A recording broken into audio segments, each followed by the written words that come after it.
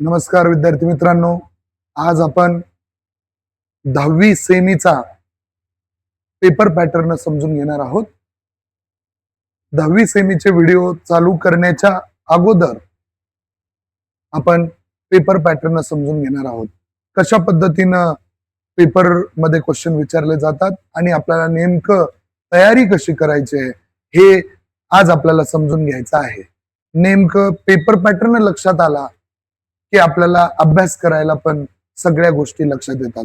कोणत्या क्वेश्चनला जास्त महत्व दिलं पाहिजे, कोणत्या क्वेश्चनला थोडं कमी महत्व दिलं पाहिजे, काही कन्सेप्ट आपल्याला किती इम्पॉर्टंट असणार आहेत, काही कन्सेप्टला थोडं नंतरही अभ्यास केलं तर जमू शकतं का, नेमकं कोणत्या पॅटर्नचे क्वेश्चन हे बोर्डामध्ये येणार आहेत आणि तसाच तो एक सुंदर असा पेपर पॅटर्न बोर्डाचा आपण इकडे आज तयार केलेला आहे. विद्यार्थ्याला समजल अशा भाषेमध्ये आपण व्यवस्थित तो पेपर पॅटर्न समजावून घेणार आहोत. चला तर मग बघूया आपण. तर पेपर पॅटर्न मध्ये सगळ्यात महत्वाचं जो सायन्स आहे याच्यामध्ये पेपर पॅटर्न मध्ये सायन्सचा समजून घेऊया की पार्ट फर्स्ट हे पडणार आहे 40 मार्काला, पार्ट सेकंड हे पडणार आहे 40 मार्काला. टोटल मार्क्स किती झाले? 80. मग टोटल 80 मार्क्सचा जो हा पेपर आहे हा रिटर्न पेपर आहे. मग उरलेले 20 कुठून मिळणार आहेत? तर उरलेले 20 मार्क हे आपल्याला शाळेमधून प्रॅक्टिकलच्या स्वरूपात दिले जातात. मग ते जे मार्क मिळवण्यासाठी काय केलं पाहिजे? तर आपला शाळेसोबत किंवा शाळेतल्या शिक्षकांसोबत तुमचा व्यवहार कसा आहे, वागणं कसं आहे, तुम्ही त्यांच्याशी कसं बोलता, त्याच्यानंतर वेळेवर दिलेलं होमवर्क पूर्ण करता का, त्याच्यानंतर टीचर्सनी जे जे काही काम सांगितलं ते तुम्ही व्यवस्थित फॉलो करता का, त्याच्यानंतर तुमची प्रेझेंटी कशी आहे, तुम्ही एक्झामला वेळेवर येता का, या सर्व गोष्टी चेक केले जातात आणि या सर्व गोष्टीसाठी 20 मार्क जे आपल्याला मिळणार आहेत ते शाळेमधून मिळतात. ते 20 मार्क मिळवण्यासाठी कुठल्याही टीचर्सशी बोलताना व्यवस्थित बोलणं गरजेचं आहे, थोडासा रिस्पेक्ट तिथं दिसणं गरजेचं आहे. तर 20 मार्क तुम्ही सहज मिळवू शकता. त्यासाठी टीचर्सनी दिलेल्या सर्व गोष्टी फॉलो करायच्या. बरेच विद्यार्थी टीचर्सचं ऐकत नाहीत. मग ते टीचर्सचं ऐकत नसल्यामुळं बऱ्याच गोष्टीमध्ये प्रॉब्लेम होतात. तर सर्वात जास्त प्राधान्य आपण शिक्षकांचं ऐकण्यावर दिलं पाहिजे. ते जे सांगतील तेवढं तुम्हाला जेवढं शक्य आहे तेवढा अभ्यास करा. उलट बोलणं तर फार चुकीचं आहे. त्यामुळं तुम्ही हो म्हणत राहा, जेवढा शक्य होईल तेवढा अभ्यास करूया, पण विरोधात्मक उगीर भाषेमध्ये त्यांना उत्तरं द्यायची नाहीत आणि सांगितलेलं काम वेळेवर करून ते 20 पैकी 20 मार्क मिळवायचे. हे बघा विद्यार्थी मित्रांनो, तुमच्या लक्षात येतं का? बघा, एखादा 20 मार्काचा आपण रिटर्न पेपर घेतला तर त्याच्यामध्ये 20 पैकी 20 पडतीलच अशी गॅरंटी नाही. पण हे शाळेमधून तुम्हाला 20 मार्क, 20 मार्क म्हणजे जवळजवळ 5 मार्काला बेस्ट ऑफ 5 नुसार जर विचार केला तर 5 मार्काला 1% म्हणजे जवळजवळ 20 मार्काचे 4% तुम्हाला मिळणार आहेत. सायन्समध्ये 4, मॅथ्समध्ये 4, अशा बेस्ट ऑफ 5 म्हटलं तर 5 सब्जेक्ट मध्ये 4% म्हणजे जवळजवळ 20% मार्क्स तुम्हाला ऑलरेडी मिळणार आहेत. जर तुमची वर्तणूक चांगली असेल तर तुमचे ऑलरेडी 20% कन्फर्मच झाले. मग उरलेले हे जे 80 मार्क घ्यायचे आहेत यासाठी काय केलं पाहिजे? तर आपण पेपर पॅटर्न समजून घेणार आहोत. पार्ट 1 लाही तोच पॅटर्न आहे, पार्ट 2 लाही तोच पॅटर्न आहे. पार्ट 1 मध्ये नेमका कोणते क्वेश्चन असतील, पार्ट 2 मध्ये कोणते क्वेश्चन असतील, आज आपण हे बघणार आहोत. मग हा पार्ट फर्स्ट जो आपल्याला स्टडी करायचा आहे याच्यामध्ये टोटल किती लेसन आहेत? 10 लेसन आहेत. पार्ट 2 मध्ये सुद्धा किती लेसन आहेत? 10 लेसन आहेत. मग एक अप्रॉक्सिमेटली ऑन अन ॲव्हरेज जर 10 लेसन 40 मार्काला म्हणजे एक लेसन किती मार्काला होतोय? 4 मार्काला होतोय. मग पार्ट 2 मध्ये सुद्धा तसंच एक लेसन किती मार्काला होतोय? 4 मार्काला. मग कमी जास्त होईल. कुठला लेसन 3 मार्काला असेल, कुठला लेसन 5 मार्काला असेल, पण एक ऑन अन ॲव्हरेज जर विचार केलं तर एक लेसन किती मार्काला आहे? 4 मार्काला. म्हणजे त्याचा एक तुम्हाला एमसीक्यू मध्ये क्वेश्चन येऊ शकतात किंवा question number 2, question number 3, question number 4 अशा पद्धतीनं समजून घेऊ आपण. पार्ट 1 असो ना पार्ट 2, तर तुम्हाला एक question number 1, question number 2, question number 3, question number 4 असे 4च क्वेश्चन आहेत. मग 1 मध्ये तुम्हाला क्वेश्चन नंबर 1A आहे आणि 1B आहे. हे 2 सब क्वेश्चन झाले. याच्यामध्ये क्वेश्चन नंबर 2A आणि 2B असे 2 आहेत. हा क्वेश्चन नंबर 3 आणि हा 4 एकच क्वेश्चन आहे. क्वेश्चन नंबर 1 काय असतो आणि तो किती मार्काला असतो बघूया. तरी पण एक ओव्हरव्ह्यू समजून घेऊ. क्वेश्चन नंबर 1 आहे 10 मार्काला, क्वेश्चन नंबर 2 आहे 10 मार्काला, क्वेश्चन नंबर 3 आहे 15 मार्काला आणि क्वेश्चन नंबर 4 आहे 5 मार्काला. अशा पद्धतीने आपला 40 मार्काचा पेपर होतो. म्हणजे आपल्याला एक गोष्ट लक्षात घेतली पाहिजे की क्वेश्चन नंबर 1 जो आहे तो 10 मार्कासाठी आहे आणि त्याच्यामध्ये सगळे क्वेश्चन हे 1 मार्काचे ऑब्जेक्टिव्ह किंवा एमसीक्यू बेस्ड क्वेश्चन असतात. म्हणजे सगळ्यात जास्त तुम्हाला मी सांगतो सायन्स मध्ये मार्क्स जर कुठं जातील तर हा क्वेश्चन नंबर 1च. नेमका हा क्वेश्चन नंबर 1 काय आहे आपण थोडस इकडे लक्ष देऊ आणि बघू. तर क्वेश्चन नंबर 1A, आता 1 मध्ये 2 पार्ट झाले. त्यातला 1A काय आहे? Choose the correct alternative. आणि पूर्वी विचारलं जायचं रिराईट द सेंटेन्स, पण आपण आता आन्सरही लिहिलं तरी सुद्धा काम होऊ शकतं. सेंटेन्स पुन्हा लिहिण्याची गरज नाही. योग्य पर्याय निवडा, पर्याय आणि त्याच्या समोरचं आन्सर या पद्धतीनं जरी लिहिलं तरी आपलं काम होऊ शकतं. याच्यामध्ये काही जे एमसीक्यू आहेत जसं 3 multiple choice question based on the practical work शिकवत असताना पुढे हळूहळू मी सांगणारच आहे. आपण समजून घेणारच आहोत की प्रॅक्टिकल वर्कवर कशा पद्धतीने एमसीक्यू पडतात. त्याच्यानंतर जे उरलेले काही क्वेश्चन आहेत ते प्रोजेक्ट बेसवर तुम्हाला विचारले जाऊ शकतात. मग याच्यामध्ये आता लिहिताना काय लिहायचंय? समजा एक सोपा क्वेश्चन आहे, एक्झाम्पल म्हणून घेऊया. What is the unit of force? अतिशय सोपा question. What is the unit of force? समजा तुम्हाला इथं सांगितलंय पर्याय ए दिलाय तुम्हाला मीटर, 2 दिलाय समजा मीटर पर सेकंद, 3 दिलंय न्यूटन आणि चौथा पर्याय दिलाय समजा सेंटीमीटर पर सेकंद. या पद्धतीनं ऑप्शन दिलेले आहेत. आता आन्सर लिहित असताना काय काळजी घ्यायची आपल्याला हे समजून घेऊ. आन्सर लिहित असताना आपल्याला थोडस लक्ष द्यायचं इकडं. एक की बाबा समजा मला कळालंय की आन्सर कोणतं करेक्ट आहे. आन्सर तिसरा पर्याय जो दिलेला आहे तो करेक्ट आहे की फोर्सचे युनिट काय आहे. मग आन्सर मध्ये मला कसं लिहायचंय की तिसरा पर्याय बरोबर आहे, त्याचं आन्सर आपण लिहिलं इथं न्यूटन. मग आपण आता पहिल्यांदा विचार करायचा आहे की बाबा हे आन्सर करेक्ट आहे का नाही. लास्ट पेजवर तुम्हाला त्याचं कन्फर्मेशन करून ठेवायचं आहे. पण बऱ्याच वेळा एक्झाम मध्ये बेटा आपण दुसऱ्याचं ऐकतो. आपल्याला आपल्या नॉलेजवर कमी विश्वास असतो. आपण काय करतो, आपल्याला वाटतं की दुसरं जो करतोय, दुसरा जो आन्सर लिहितोय तेच करेक्ट आहे आणि आपण जे लिहितोय ते चुकीचं आहे का काय अशी भीती प्रत्येकाला असते विद्यार्थ्यांना. तरी सुद्धा स्वतःच्या अभ्यासावर आपण लक्ष केंद्रित करून विश्वास ठेवून आपल्याला जे योग्य वाटतं तेच लिहायचंय. बऱ्याच वेळा असं होतंय हे लिहिलेलं आन्सर बरोबर असते, आपण ह्याला असं चुकीचं करतो आणि चुकीचं काय करून दुसरं कोणाचं तर ऐकून इथं लिहितो हे. मग थोड्या वेळाने एक्झाम मध्ये अजून कुठेतरी चर्चा करतो आपण आणि चर्चा करून पुन्हा परत अजून याला कट करतो आणि मग तिसरंच काय तर लिहितो आपण. समजा कोणता तर पर्याय लिहितो असं मीटर.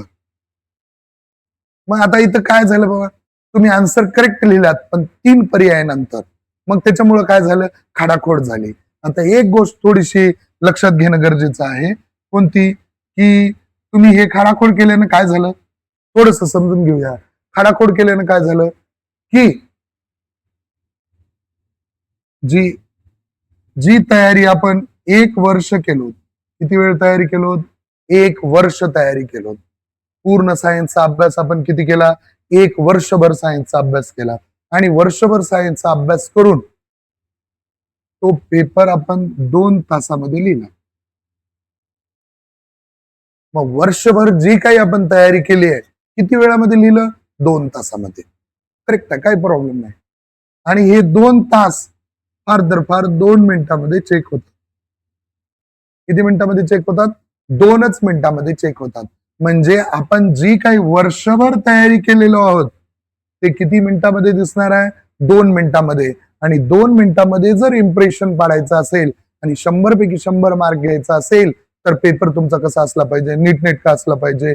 एकदम त्याच्यामध्ये कुठंच खाडाखोड नसली पाहिजे आणि पहिल्या पेजवरच तुमचं इम्प्रेशन असं पडलं पाहिजे की चेक करणाऱ्याला सुद्धा वाटलं पाहिजे, नाही बाबा हा पेपर आउट ऑफचा असू शकतो, तो चेक करताना पण व्यवस्थित चेक करतो. नाहीतरी मग ॲव्हरेज मार्क देऊन ते पुढे जातात.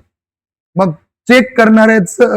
पेपर चेक करणारा जो कोणी मॉडरेटर असेल किंवा कोणते टीचर्स असतील, त्यांचं सगळं इंटेन्शन तुमच्या हँडरायटिंगवर आहे, तुमच्या रिप्रेझेंटेशनवर आहे. नॉलेज किती आहे हे वर्षभरात आपण घेतलंच, काही अडचण नाही. पण कधी कधी असं माझ्याकडे येतात बरेच विद्यार्थी, सर ते त्या माझ्या मैत्रिणीचा अभ्यास पण तेवढाच होता आणि माझाही अभ्यास तेवढाच होता. इनफॅक्ट माझा थोडा जास्त अभ्यास होता, मी 1 वेळा जास्त रिव्हिजन केलं, पण मला पडले 80% आणि तिला पडले 90%. हा जो 10%चा डिफरन्स आहे, हा फक्त केवळ रिप्रेझेंटेशनवर आहे.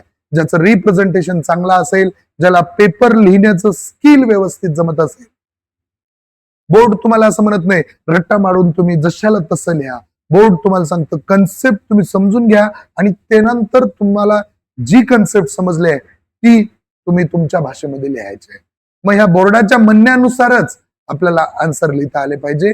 सगळ्यात डेंजर क्वेश्चन आणि कन्फ्यूज करणारा क्वेश्चन नंबर 1A, जो किती मार्काला आहे? मग क्वेश्चन नंबर 1A किती मार्काला पडणार आहे?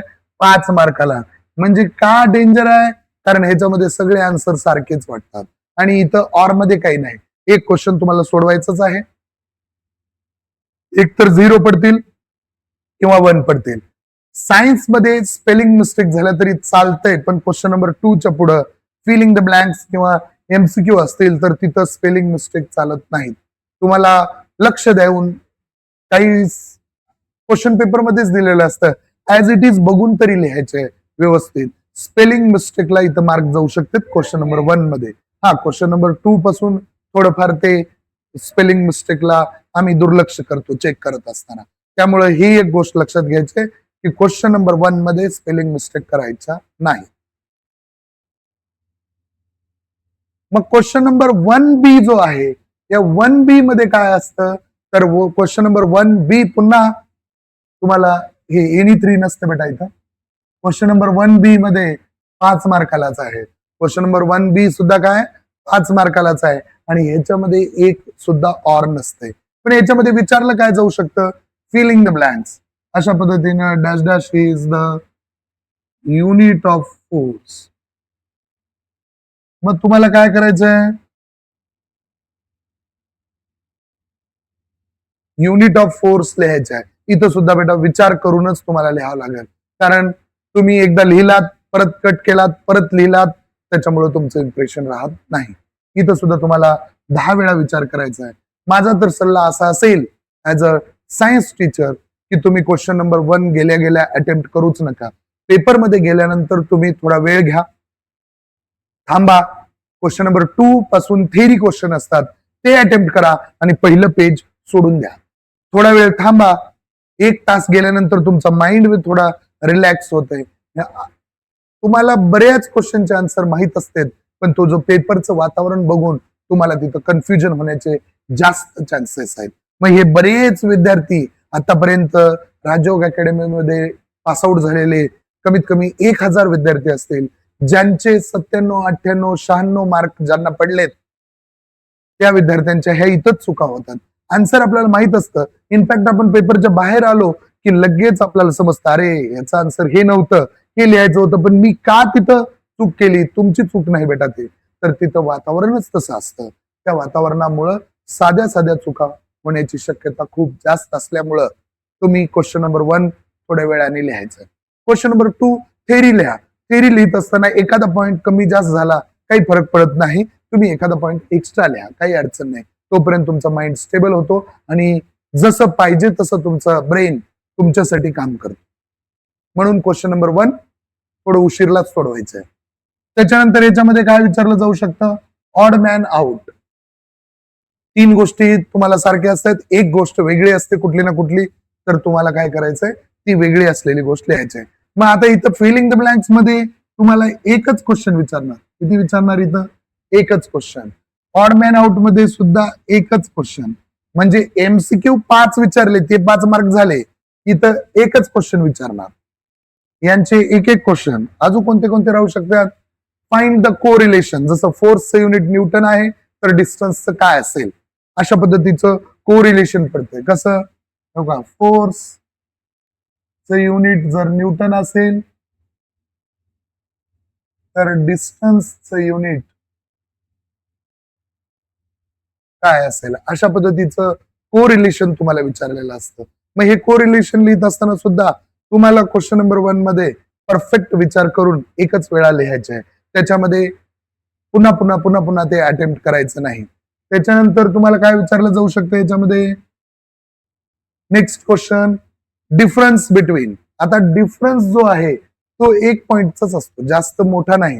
आता आन्सर लिहित असताना एक कन्सेप्ट लक्षात ठेवूया.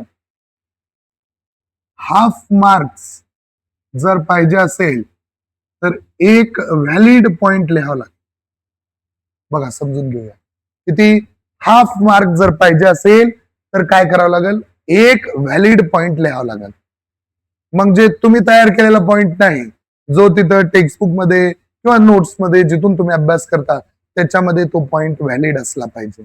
मग 2 मार्काला क्वेश्चन असेल तर मिनिमम 4 पॉइंट्स, किंवा 3 मार्क्सचा क्वेश्चन असेल तर मिनिमम 6 पॉइंट, 5 मार्क्स क्वेश्चन असेल तर मिनिमम 10 पॉइंट्स. या पद्धतीने आन्सर लिहायचं. एकच रिदम आहे की हाफ मार्क्सला 1 पॉइंट प्रमाणे आन्सर आपल्याला लिहायचं आहे. ओके. त्याच्यानंतर मेक द पेअर. इथं सुद्धा एकच पेअर दिलेलं आहे. एका बाजूला एक गोष्ट दिले की समजा तुम्हाला विचारलंय व्हॉट इज द ग्रॅव्हिटेशन किंवा व्हॅल्यू ऑफ स्मॉल जी, आणि इथं 2 पर्याय दिलेले असतात. योग्य जोड्या लावायच्या तुम्हाला. इथं दिलेलं असतं व्हॅल्यू ऑफ स्मॉल जी आणि इकडे दिलेलं असतं 9.7 आणि 9.8 मीटर पर सेकंड स्क्वेअर, मीटर पर सेकंड स्क्वेअर. मग आपल्याला लक्षात येतं की हे आन्सर आहे, पण असं नाही लिहायचं, हे समोरासमोर लिहायचं. कशा पद्धतीनं, value of small G is, direct answer लिहायचं 9.8 मीटर पर सेकंड स्क्वेअर. या पद्धतीनं आन्सर लिहिणं गरजेचं आहे. ते रेषा ओढायच्या नाही अशा. तर तुम्ही लिहित असताना पेपर सिरियसनेस तुमचा दिसला पाहिजे. त्याच्यानंतर इथं ट्रू ऑर फॉल्स किंवा राईट ऑर रॉंग असे क्वेश्चन विचारले जाऊ शकतात. त्याच्यानंतर याच्यामध्ये तुम्हाला विचारलं जाऊ शकतं, give the name and molecular formula, write down the molecular formula of carbon dioxide. तुम्हाला विचारलंय कार्बन डायऑक्साईडचा मॉलिक्युलर फॉर्म्युला, तर तुम्हाला CO2 लिहायचा आहे. एखादी डायग्राम दिलेली असते त्याचं नाव लिहा म्हणून येते. एखादी कन्सेप्ट दिलेली असते ती कशावर आधारित आहे त्याचं नाव लिहा म्हणून येते. या पद्धतीने समजून घेता येईल तुम्हाला. किंवा एक्झाम्पल लिहा म्हणून येते. Write down the example of kinetic energy, potential energy, electrical energy. अशा पद्धतीचे जनरल क्वेश्चन तुम्हाला इथं विचारलेले असतात, पण कन्फ्युज करणारे असतात. सरळ आपण एखादी कन्सेप्ट वाचलो आणि लेसनच्या खालचे तर बिलकुल नसतात. त्याच्यामुळे संपूर्ण लेसन वाचलं पाहिजे. बऱ्याच लोकांना डाऊट असतो की मी जर फक्त एक्सरसाइज केली, धड्याखालचे प्रश्न केले तर माझी तयारी 100 पैकी 100 मार्काची होऊ शकते का, असं बऱ्याच जणाला डाऊट असतो. पण तसं होत नाही बेटा. 100 पैकी 100 मार्काची तयारीसाठी पूर्ण पुस्तक तुम्हाला वाचावं लागेल. लाईन बाय लाईन तुम्हाला वाचत पुढे जावं लागेल. इव्हन दो 11वी 12वीला नीट, जेई, NCERT सिलेबस जो असतो तो लाईन टू लाईन तुम्हाला वाचन करावं लागेल. प्रत्येक लाईनवर तुम्हाला क्वेश्चन विचारले जाऊ शकतात. त्याच्यामुळे तुम्ही आताच सिरियस व्हा. उद्या येणाऱ्या अडचणीसाठी आजच थोडीशी मेहनत करूया बेटा. यानंतर आपण थोडस पुढे जाणार आहोत.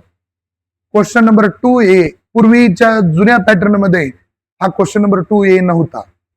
म्हणजे तुम्हाला सायंटिफिक रिझनवर वेगळे क्वेश्चन पडायचे. कसे पडायचे की एक मोठा क्वेश्चन आहे त्याच्यामध्येच कुठेतरी पडला तर पडला, नाही तर नाही पडला.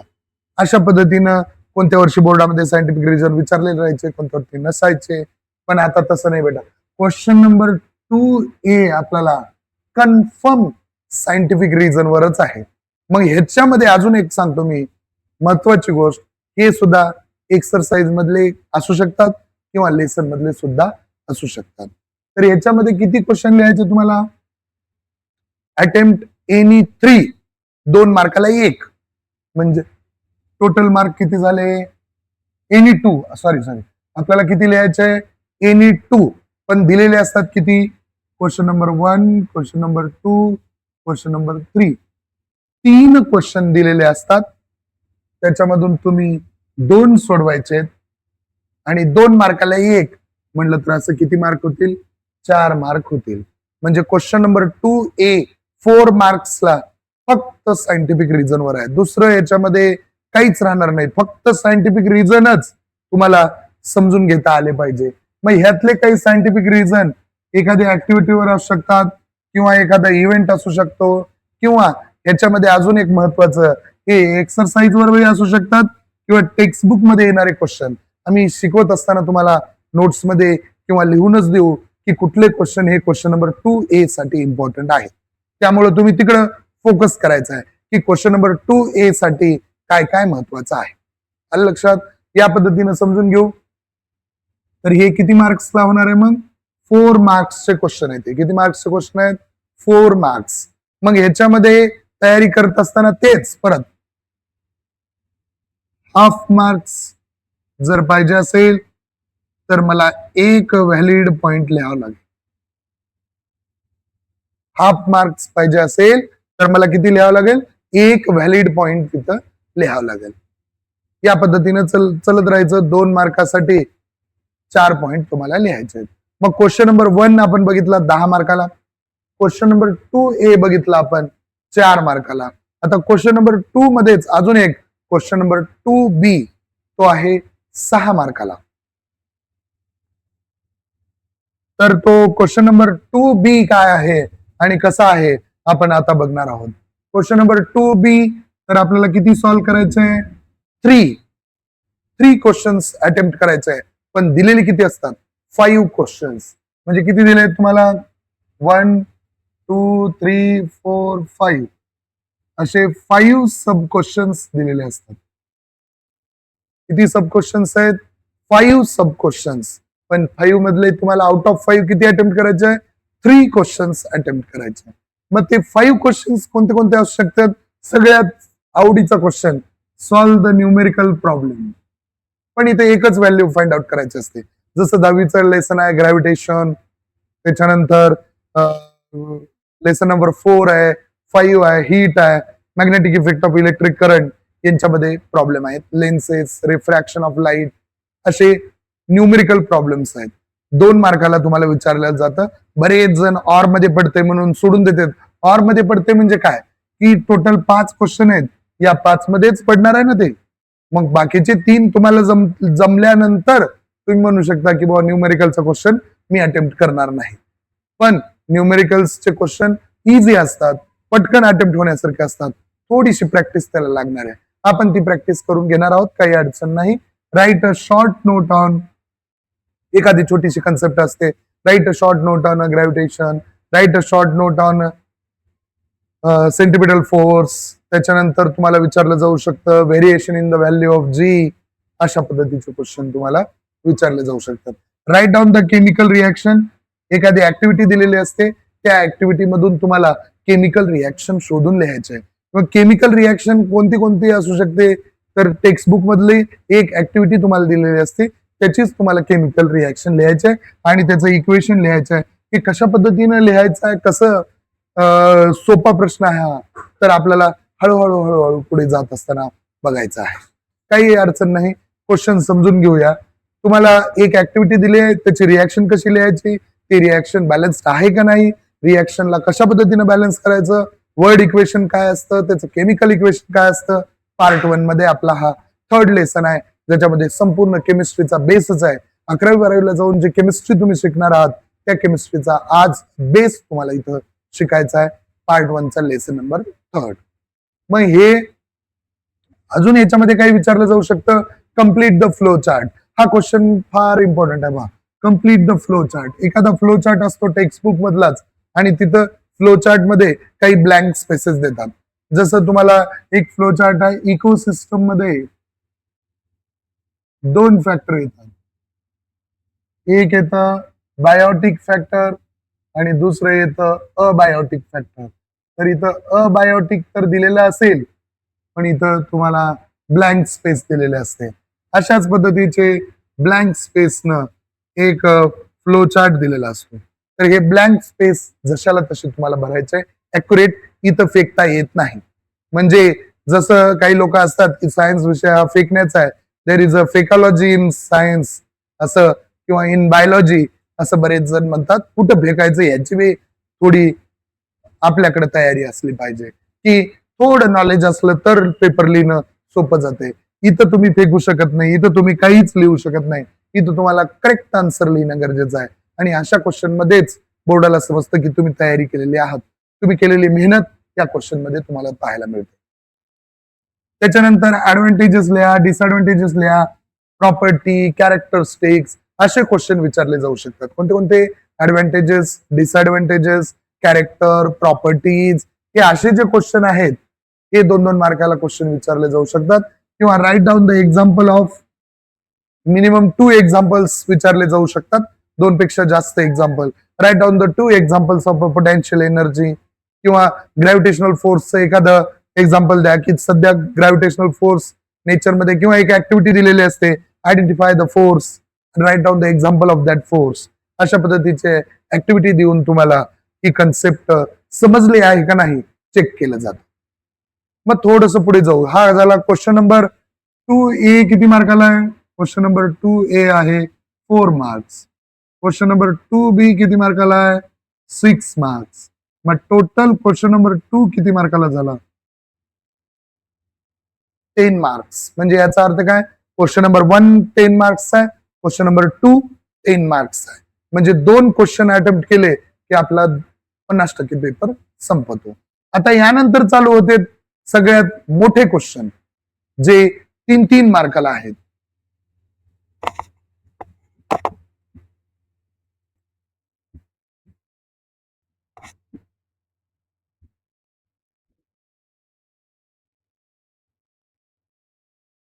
तर आता आपण बघणार आहोत क्वेश्चन नंबर 3, जो सगळ्यात मोठा क्वेश्चन आहे. किती मार्कासाठी आहे? 15 मार्कासाठी एकच क्वेश्चन. मग टोटल क्वेश्चन सब क्वेश्चन किती दिलेले असतात? 8 सब क्वेश्चन. अटेम्प्ट किती करायचं आहे? 5 क्वेश्चन्स. म्हणजे 3 क्वेश्चन नाही आले तर चालतंय. याचा अर्थ 5 क्वेश्चन लिहायचे आहे, पण एक क्वेश्चन डायरेक्ट एनी 5 म्हणलंय, आणि एक क्वेश्चन किती मार्काला आहे? 3 मार्क्स. मग 5 क्वेश्चनचे किती झाले? 15 मार्क्स. म्हणजे हा क्वेश्चन जर अटेम्प्ट झाला तर मग आपला एकच क्वेश्चन राहते पुढे. याचा अर्थ काय? क्वेश्चन नंबर 1 ला जास्त वेळ लागत नाही, तिथं जास्त डोक्याचा वापर आहे. तिथे तुम्हाला जास्त लिखाण नाही, तिथे तुम्हाला 10 वर्ड्सच लिहायचे आहे. Only 10 words. 10 वर्ड्स लिहिलात की तुमचे 10 मार्क्स. पण ऍक्युरेट 10 वर्ड्स साठीच वर्षभर मेहनत करावं लागतोय. मग याच्यामध्ये क्वेश्चन नंबर 3 मध्ये काय काय विचारलं जाऊ शकतं? थोडस डिटेल क्वेश्चन असतात. Give the explanation using the given statement. एखादं लॉ असेल, एखादी स्टेटमेंट दिलेली असते आणि त्या स्टेटमेंट नुसार तुम्हाला एक्सप्लेनेशन द्यायचं आहे. की जसं क्वेश्चन नंबर 1 मध्ये एखादी केपलर्स लॉची स्टेटमेंट दिलेली असते, किंवा केपलर्सनी काय सांगितलं बाबा, ऑर्बिट कसे असतात, सन कुठं असतो, फोकस कुठं असतं, अशी एक स्टेटमेंट दिलेली असते. आणि तुमच्या लगेच लक्षात येतं की त्या स्टेटमेंटच्या बिहाइंड लॉ 1, 2, 3 आहेत. म्हणजे याचा अर्थ काय? की आपल्याला लक्षात येतं बघा, न्यूटन्स लॉ ऑफ मोशन किंवा 3 इक्वेशन ऑफ मोशन म्हटलं की आपल्याला लगेच लक्षात येतं कन्सेप्ट. म्हणजे आपण अभ्यास केलेला असतो आणि त्याच्यामध्ये कोणती कन्सेप्ट लिहायची आहे हे तुम्हाला तिथं पटकन लक्षात येतं. आणि इथं पण तुम्हाला टार्गेट काय? हाफ मार्क्स साठी मला किती पॉइंट लिहायचे? 1 पॉइंट लिहायचा. हाफ मार्क साठी 1 पॉइंट. मग तुम्हाला एखादं आता डिझास्टर वगैरे आलेलं आहे आणि लॉस ऑफ लाईफ झालं, लॉस ऑफ प्रॉपर्टी झालं, तर ते येऊ नये म्हणून काय केलं पाहिजे? उपाययोजना, suggest the remedies and measures. Remedies measures तुम्हाला अशा पद्धतीने द्यायचे आहेत. गॅस लिकेज झाला तर काय करायचं, असे काही क्वेश्चन्स आहेत तुम्हाला, किंवा एखादा डिसीज झाला तर काय, आणि होऊ नये म्हणून काय, या पद्धतीचे रिमेडीज उपाययोजना तुम्हाला तिथं क्वेश्चन विचारले जाऊ शकतात.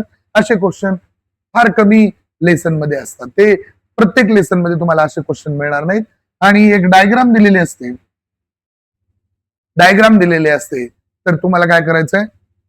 Explanation of diagram. बरेच वेळा डायग्राम ड्रॉ करा असं विचारत जात नाहीत. डायग्राम तिथं दिलेले असते, त्या डायग्रामच्या बिहाइंड कोणती कन्सेप्ट आहे ती कन्सेप्ट आयडेंटिफाय करायचं आणि ती कन्सेप्ट एक्सप्लेन करत जायचं पुढं. म्हणजे याचा अर्थ काय? डायग्राम जरी ड्रॉ नाही केलो तरी सुद्धा आपल्याला त्या डायग्राम विषयी माहिती असणं गरजेचं आहे. त्याच्यानंतर काय, आताच सांगितलेले question me, complete the table, complete the chart. जसं एक क्वेश्चन घेतला आपण, फेमस क्वेश्चन इकोसिस्टमचा, जे झालेलं आहे तुम्हाला तेच घेतो मी. इथं तुम्हाला दिलं अबायोटिक, इथं दिलं बायोटिक. मग ह्याच्यामध्ये 2 फॅक्टर असतात, फिजिकल, केमिकल. ह्याच्यामध्ये 3 येतात. कोणते कोणते? प्लांट्स, ॲनिमल्स म्हणजेच प्रोड्युसर, कन्झ्युमर्स, डिकम्पोजर्स. अशा पद्धतीनं मग इथं खाली असे बॉक्स दिलेले असतात आणि या बॉक्समध्ये तुम्हाला ऍक्युरेट आन्सर लिहायचा आहे. म्हणजे याचा अर्थ काय? मागच्या क्वेश्चन मध्ये चर्चा केली होती तर थोडा छोटा फ्लो चार्ट असतो, इथं एकदम मोठे फ्लो चार्ट. लेसन चालू झाला समजून घेत असताना तुमच्या लक्षात येतं की कोणता क्वेश्चन याच्यामध्ये विचारला जाऊ शकतो 3 मार्कासाठी. त्याच्यानंतर तुम्हाला एखादी कन्सेप्ट आहे, explain the Newton's law with example, explain the Kepler's law with example. अशा पद्धतीनं एखादी कन्सेप्ट तुम्हाला एक्सप्लेन करा म्हणतात, पण एक्झाम्पल लिहिणं गरजेचं आहे. बरेच विद्यार्थी काय चुका करतात? कन्सेप्ट त्यांना येते, पटपट पटपट पटपट लिहितात, पण एक्झाम्पलचं ते वाचतच नाहीत क्वेश्चन. बऱ्याच वेळा आपण काय करतो? हाफ क्वेश्चन विचार, एक्सप्लेन द कन्सेप्ट ऑफ, इथं विचारलं explain the Kepler's first law. एवढं तर वाचलं आपण, लिहिलो.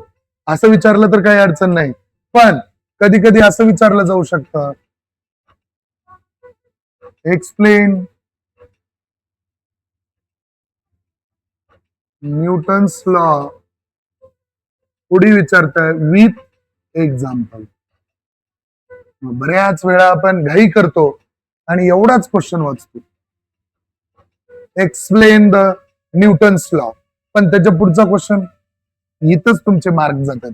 मग 100 पैकी 100 मार्क पडण्यासाठी आपल्याला तयारी करायचं. येस, आपण करू शकतो, आपल्याला 100 पैकी 100 मार्क पडू शकतात. मग तुझे कसे पडू शकतात? तर हे असे पण क्वेश्चन आपण वाचले पाहिजे.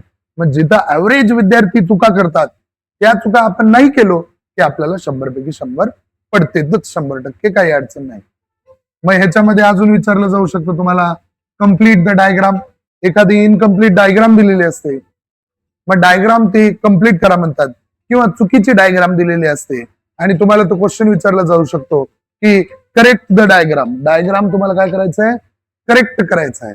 या पद्धतीने तुम्हाला क्वेश्चन विचारले जाऊ शकतात. त्याच्यानंतर एक डायग्राम दिलेली असते, मग समोर दिलेली डायग्राम कोणत्या कन्सेप्टची आहे किंवा कोणती डायग्राम आहे, त्या डायग्राम मध्ये ए बी सी नाव दिलेले असतात.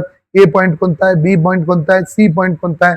म्हणजे एक डायग्राम आणि त्याच्यावर असे 3 sub questions. 1 diagram 3 sub questions. Concept आपल्याला माहित असेल, सहज क्वेश्चन आपल्याला जमू शकतो. 10वी असे फारसे अवघड नाही आणि वर्षभर आपल्याला टाइम आहे. फक्त आपण तयारी कसं करतो, थोडस स्मार्ट वर्क करूया. चला, तर मग अजून काय विचारलेलं असतं? Write down the answer with explanation. मग इथं थोडं डिटेल लिहावं लागतं, थोडं त्याची लेंथ वर फोकस इथं जास्त असतो. मग मिनिमम 6 पॉइंट्स त्या पद्धतीने आपण इथं लिहित यायचंय, एक्सप्लेन करायचंय, थोडस कसं एक्सप्लेनेशन पाहिजे, डिटेल एक्सप्लेनेशन पाहिजे. एवढाच प्रॉब्लेम आहे इथे, फक्त काही अडचण नाही. अजून काय विचारलं जाऊ शकतं? Write down the law, theory and explain. Write down the laws, theory and explain. मग कोणता तरी लॉ विचारलेला जाऊ शकतो, थेरी विचारली जाऊ शकते आणि पुढे विचारलेलं असतं एक्सप्लेन करा. मग त्याच्यामध्ये फर्स्ट, सेकंड, थर्ड जेवढे लॉ असतील तेवढे लॉ डिटेलमध्ये लिहायचं असतं. आता एक अतिशय महत्वाचा क्वेश्चन की टेक्स्टबुक मधला एक पॅराग्राफ ऍज इट इज उचलला जातो. ऍज इट इज टेक्स्टबुक मधला पॅराग्राफ घेतला जातो आणि पॅराग्राफ मध्ये लिहिलेला आहे, समजा एक पॅराग्राफ आहे,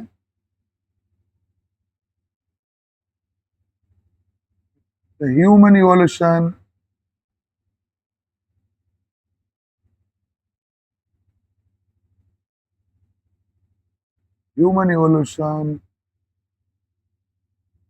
began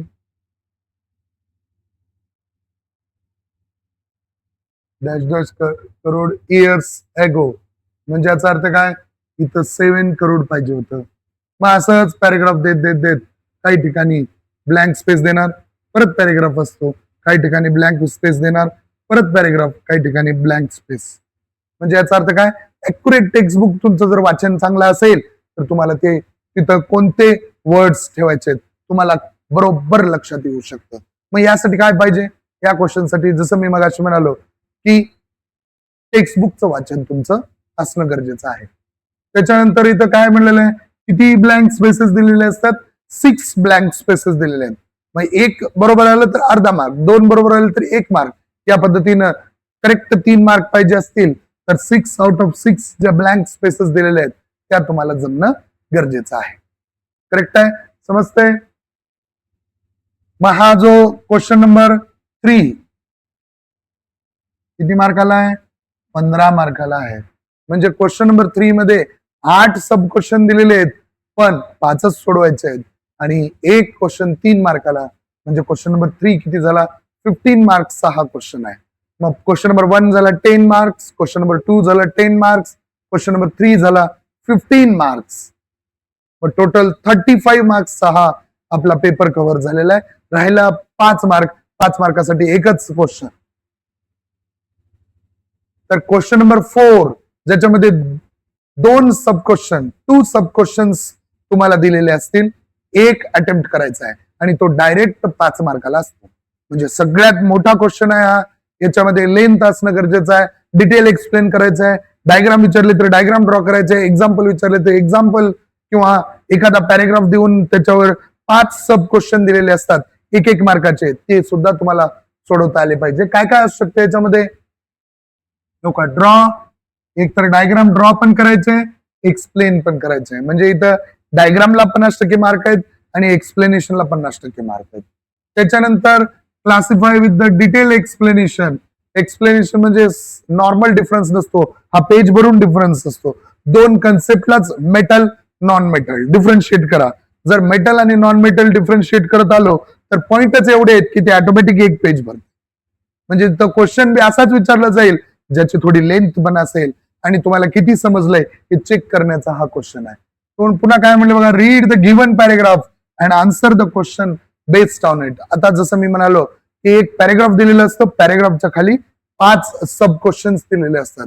म्हणजे एक क्वेश्चन 1 मार्काला. अशा पद्धतीनं तुम्हाला इथं पण चान्स आहे, एखादा चुकला तर 4 मार्काचं करेक्ट आलं पाहिजे. 4 मध्ये अजून चुकत असेल तर हा क्वेश्चनच अटेम्प्ट करायचं नाही, या क्वेश्चनच्या ऑर मध्ये काय आहे ऑलरेडी आपण बघायचं आणि डिसाईड करायचं की यातले मला 5 पैकी 5 सब क्वेश्चन येतात का. नाहीतर इकडले 2, इकडचे 2 अटेम्प्ट केले, इकडे बी 2च मार्क पडतात, इकडे बी 2, एक गोल करतात आणि 2च मार्क तुम्हाला पडतात, 3 मार्क इथं जातात.